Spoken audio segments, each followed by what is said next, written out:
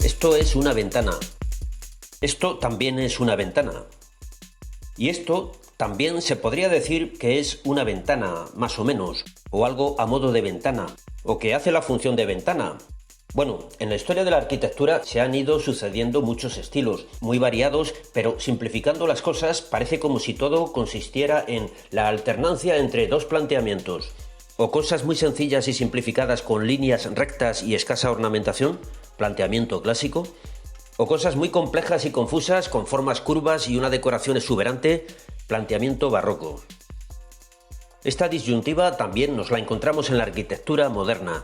Es como si los arquitectos de todos los tiempos no pudieran sustraerse a esa alternativa, el orden o la confusión, la recta o la curva, la elegancia o la espectacularidad, la belleza y la armonía con lo mínimo, o expresión y tensión mediante el exceso y la contradicción. Hubo épocas en las que el lema era menos es más, frente a épocas en las que el lema era antes muerto que sencillo. Arquitectos raros frente a arquitectos normales. Es decir, arquitectos que diseñaban y construían siguiendo su instinto, su imaginación, su fantasía, aplicando criterios puramente estéticos a la hora de decidir la forma de sus edificios y de cada uno de sus elementos, sean ventanas o columnas, por un lado, frente a arquitectos que seguían unas normas establecidas sobre cómo deben ser las cosas, guiándose por criterios de tipo funcionalista o constructivo. Los llamamos normales porque les gustaba establecer normas. A los otros les llamamos raros porque cuando vemos las cosas que hacían no es fácil saber dónde está la puerta, cuántas plantas tiene o de qué material están hechos los edificios. Arquitectos raros frente a arquitectos normales. La sobriedad frente al exceso. Este edificio es un museo construido en Múnich en 1830 por el arquitecto Leo von Klenze.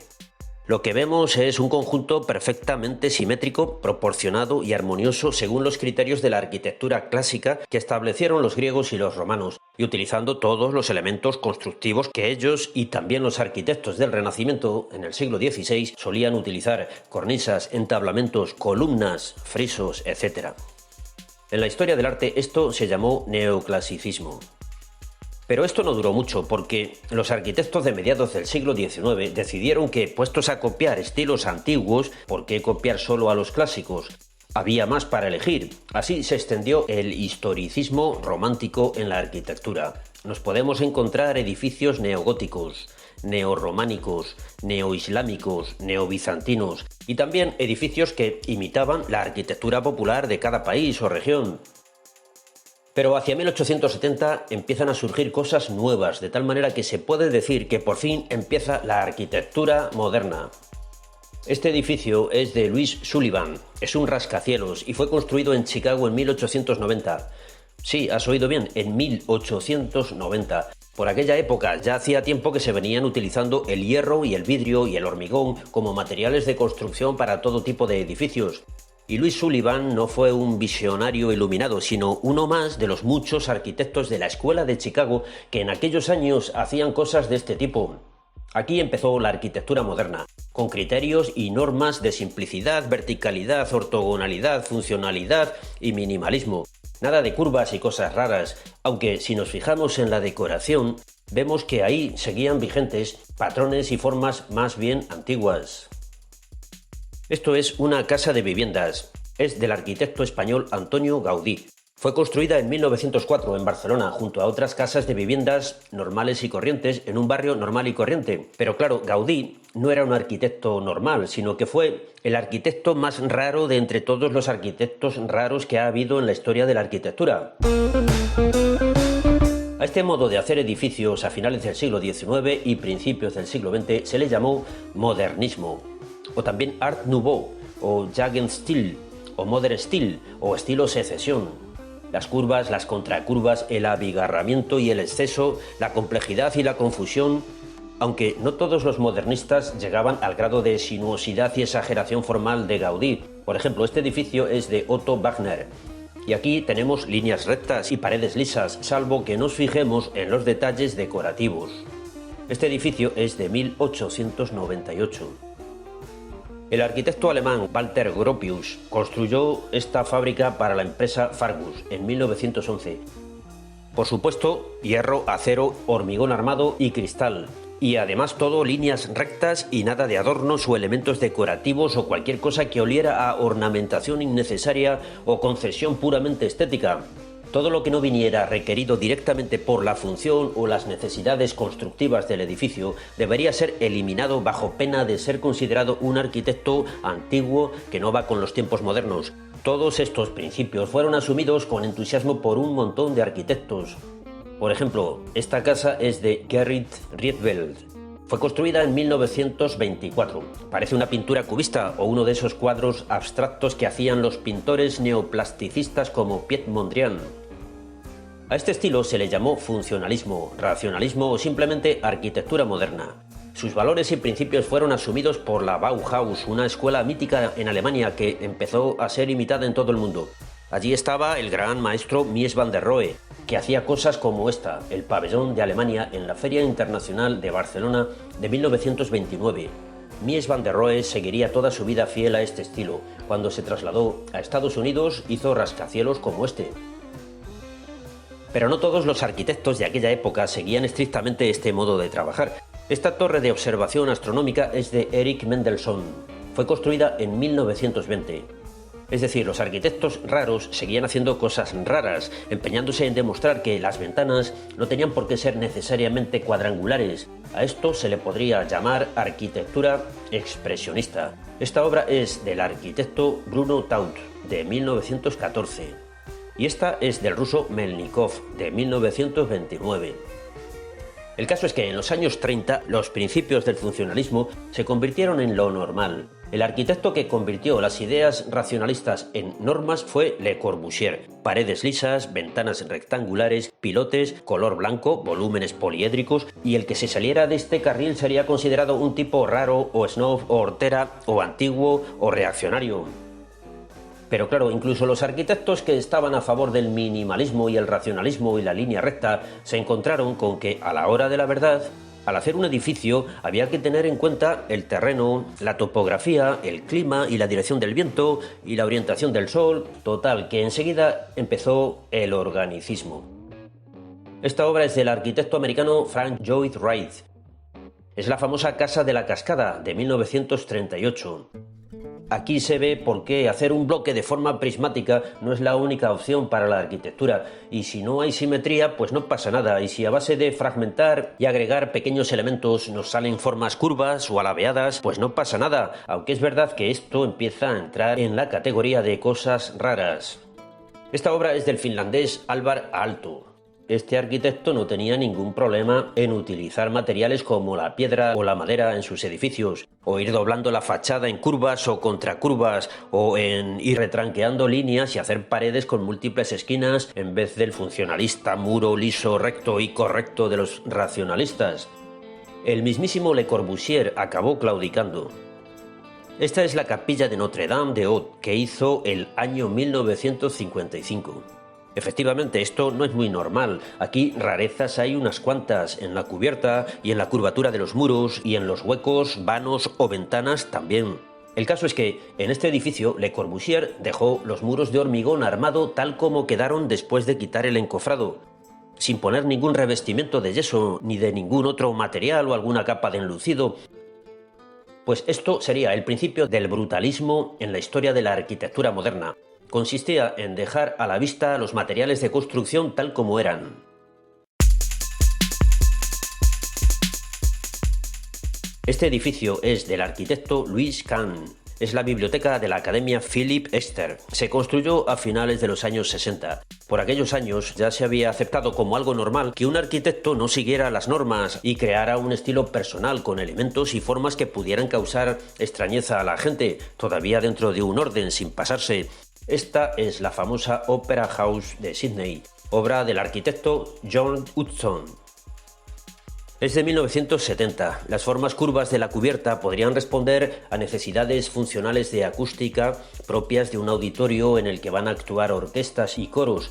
o simplemente pueden responder al capricho del arquitecto que deseaba crear un símbolo visual en el skyline de la ciudad que se convirtiera en un icono o emblema para sus habitantes y para los turistas que acudieran a hacerse la foto de rigor para poder decir yo estuve allí.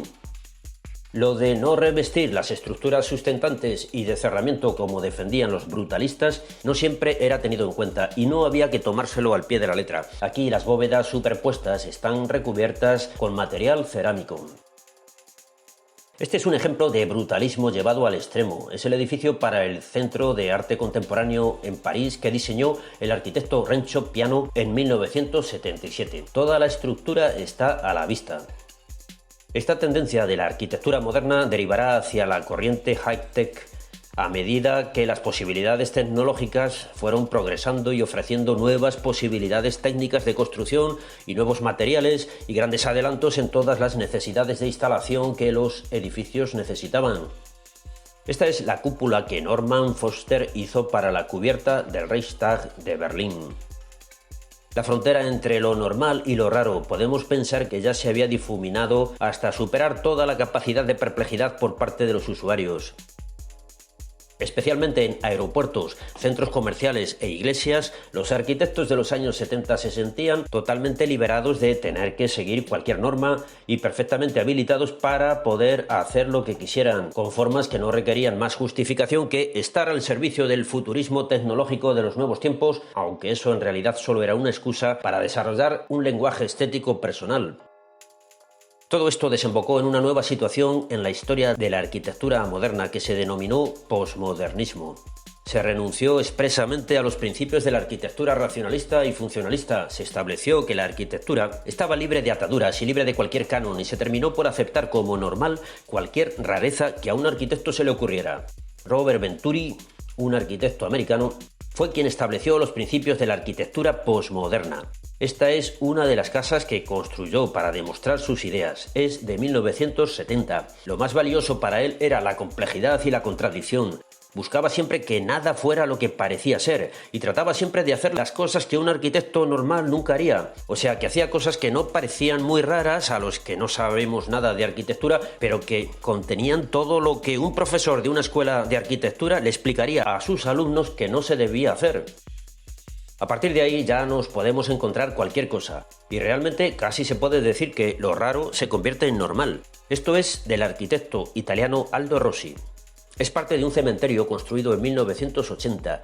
Creo que contiene los nichos preparados para los enterramientos. Esto también es de Aldo Rossi. Es un teatro flotante construido para la ciudad de Venecia. Esto es un rascacielos en Nueva York construido por el arquitecto Philip Johnson en 1984. Parece el típico rascacielos hasta que vemos la parte superior y nos damos cuenta de que esto es posmoderno. Una forma como la que está rematando este edificio no la hubieran hecho jamás Mies van der Rohe ni Louis Sullivan. Un frontón que no acaba de ser un frontón porque no se cierra en el vértice, con una forma circular. Esto es un despropósito absoluto para los racionalistas del estilo moderno. Y si echáramos un vistazo al interior del edificio, quedará todavía más claro que nos encontramos ante algo totalmente posmoderno. Esas columnas y esos arcos de medio punto hacía varios siglos que nadie en la historia de la arquitectura se había atrevido a ponerlos.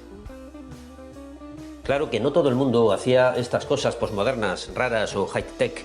Seguía habiendo gente como Richard Meyer, por ejemplo, que seguían fieles al estilo funcionalista, racionalista, minimalista, geométrico moderno. Esta casa es de 1990. Paredes blancas, grandes cristaleras, volúmenes derivados de una red cuadrangular en planta, pilotes cilíndricos, un trabajo de una pulcritud exquisita.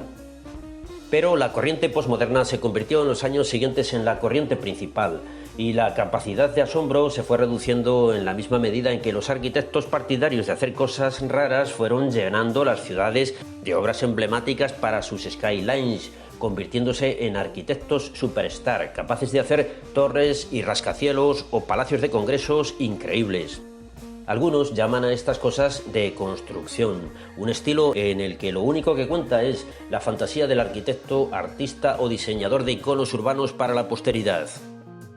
Como lo que hace, por ejemplo, el arquitecto español Santiago Calatrava. Aquí tenemos la ciudad de las artes y las ciencias en la ciudad de Valencia. O lo que hace el arquitecto Frank Gehry, este es el Museo Guggenheim de Bilbao. O lo que hacía la arquitecta Zaha Hadid. Bueno, amigos del arte, vamos a terminar ya este vídeo. Si te interesa o te gusta la arquitectura, te recomiendo que eches un vistazo a este vídeo que subí hace tiempo analizando y comentando las más famosas cúpulas de la historia. Ahí arriba tienes el enlace. Y también te recomiendo que leas algún libro, por ejemplo este de la editorial Taschen, que se titula Arquitectura Hoy, con muchísimos ejemplos muy bien ilustrados de las más importantes obras de los arquitectos actuales más importantes del panorama mundial. Y por hoy nada más, amigos, volveremos el próximo domingo. No te olvides de poner un me gusta y escribir algún comentario o sugerencia o petición especial para los próximos vídeos de algún tema que te interese. Y suscribirte, por supuesto, y si ya estás suscrito, a lo mejor te puedes plantear apoyar este canal en mi página de Patreon desde $1 al mes. Hasta el próximo vídeo. Adiós.